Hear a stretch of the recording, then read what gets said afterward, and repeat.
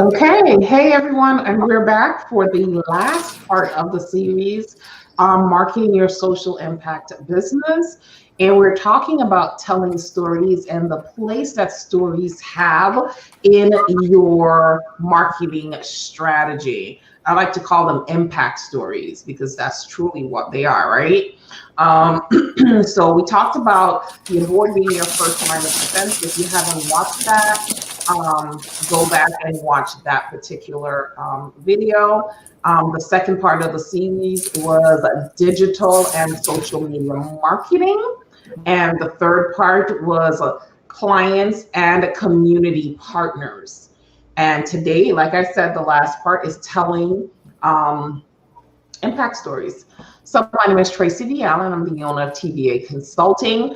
TVA Consulting Group. I keep forgetting I changed my business name. So I'm the owner of TVA Consulting Group. I work with primarily with social enterprises and social entrepreneurs, helping them to design, build, and fund their social ventures, as well as maximizing their reach and impact in their communities.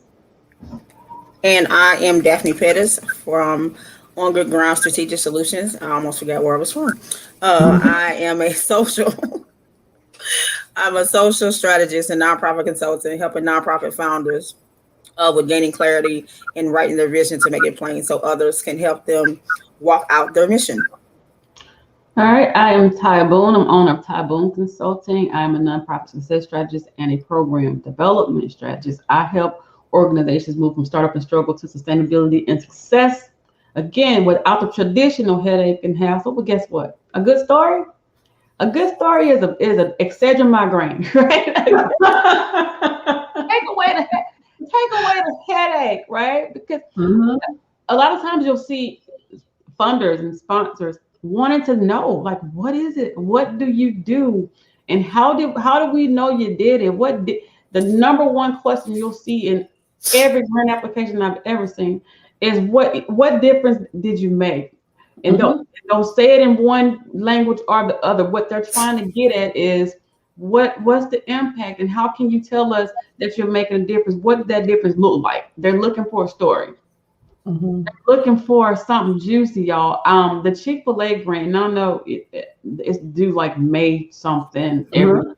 This one question that stands out to me as we talk about this is that they ask, tell us a story, give us an example of how you made a difference, right? What they're looking for is what's the juicy stuff we want to know, because y'all are out here saying that you're making an impact. You out here talking about you serve folks. Are you serving them just to be serving them?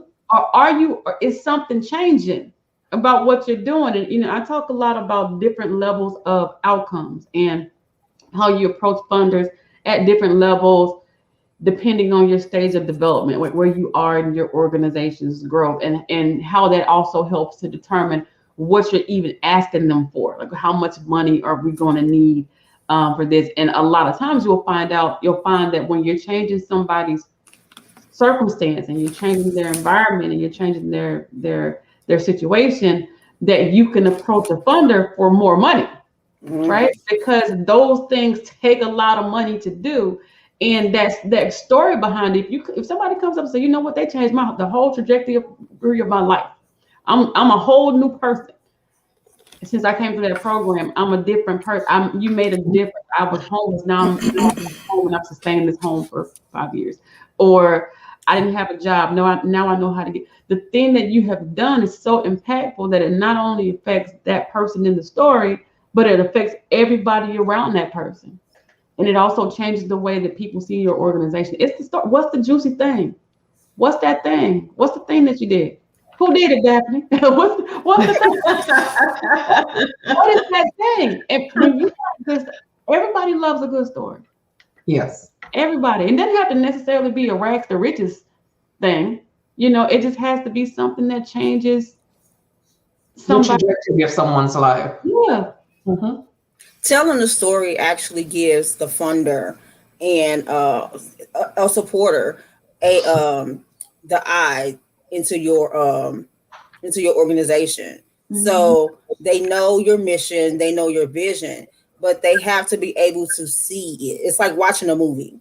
Mm-hmm. You know, you see the trailer, so you're intrigued. You know, that's your mission statement. So now you want to go watch the movie, and you know, nothing more than turning on a movie and nothing shows up.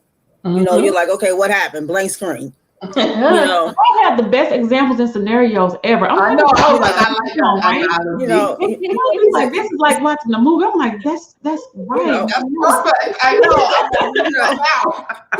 It's like you know, it's like watching a movie. So you know, you have to be able to give them the movie. You know, you giving them the trailer. You know, so now it's time to tell a story. You know, they want an introduction, they want a climax, and then they want an ending. And you have to give all that in your story. You know, you have to sell, you know, your organization, and your stories will do that. This is where I think you wish you paid attention in English class. Mm-hmm. The different Definitely. Right. Creating a storyboard. Right. Creating a storyboard, understanding the dynamics of how a story flows.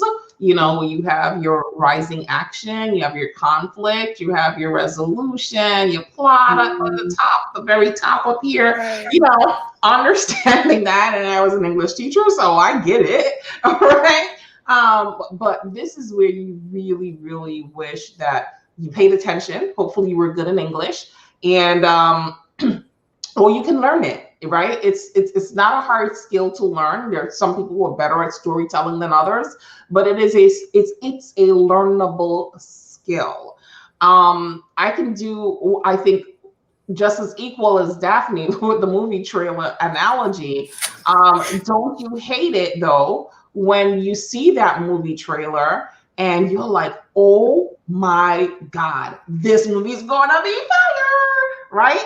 And it's not. Hype yourself up and you go to the movie and all the action was in the trailer.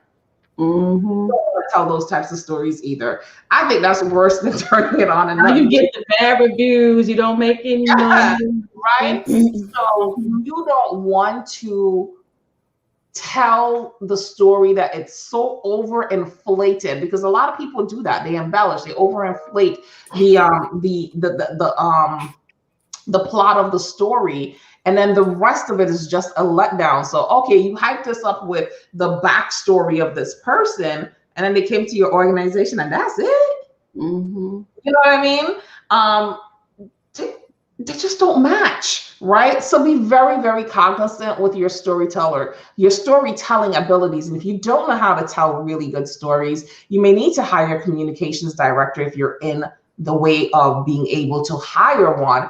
If not, you need to take a class on telling impact stories or telling really good stories, because I like to say the stories are the heartstrings to your purse string.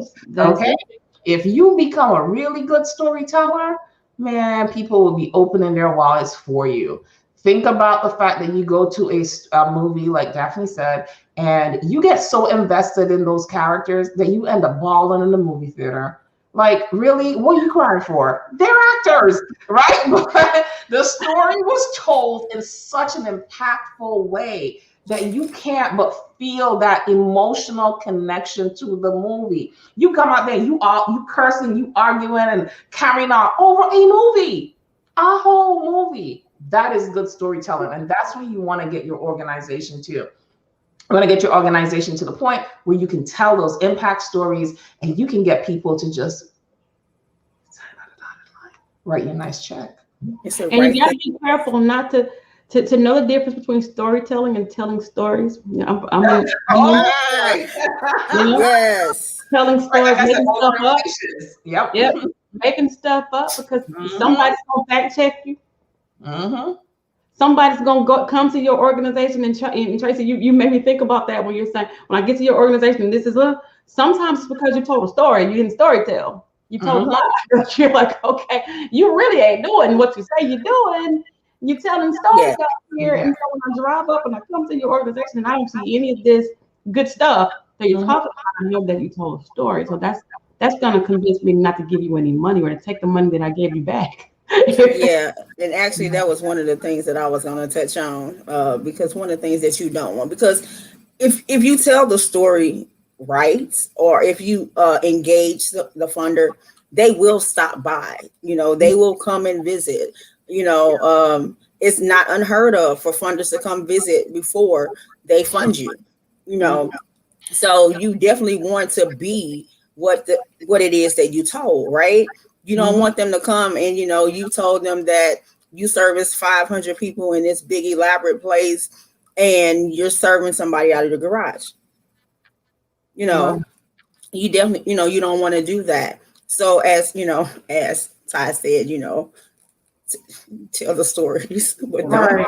I think it goes back to what we were talking about earlier, Daphne, where you said that, and we were talking, and you mentioned that people are getting grants and then they don't know what the grant is about, because grant writers, we're good storytellers. Yeah. Right? We can tell stories. Creative writers, that's what. Right? Yes. Creative writing, what is it? 5.1, not 101, 5.1, right? We're really good storytellers, and we can spin anything to make it sound better than it is. And there's a little bit of leeway in grant writing and that telling stories part, right? Well, you don't want to tell stories to the point that the whole story is this is not Harry Potter, right? So you don't want to tell those types of stories. You want to keep it as believable as possible, but that's what's happening. You're getting grant writers that are going out here and doing some creative writing for your organization, and then you cannot live up to the hype. Be very cognizant about that. And this is where a lot of people come to us, right? And then say, oh, well, I've been burned. So how right? You can implement it. Burnt. You were burnt because you put your trust in someone who could not give you something that was honest. They sold you a story, you bought that story, and then they gave you a story. Right. Yeah. In other words, you know how you see those pictures with the filters on them? Take the filters off. Don't be real organization, right? Don't be giving selfies with filters on them. And we all know, you've seen the filter pictures, and then you see the regular picture and you're like, okay, that is nothing what I thought. Unrecognizable to the point. Exactly. That is unrecognizable. You don't want your organization, the stories that you tell, to be like that. So, as Ty was saying, you can be creative in what you say, but don't be lying. Right. So. All right. And I think that concludes our last session for marketing your mission impact business. Again, go back and look at the last 3 videos we did. I'm just going to run through them really quickly. Your board being the first line of defense, digital and social media strategies, clients and community partners. And then this is the last one, which is telling those stories. So go make sure you go back and look at the whole series. You can find the videos on my YouTube page, which is Change Agents TV. You can also find them on Ty's YouTube page, which is Capacity Central. So make sure you go on over there and give her a like. Make sure you give me a like too, but go on over there and give her a like as well. She's trying to build. Huh? I said like us, like us. Yeah, she's trying to build her YouTube platform. So make sure you go on over and watch the videos and engage and give us some feedback. So, all right. Until next time.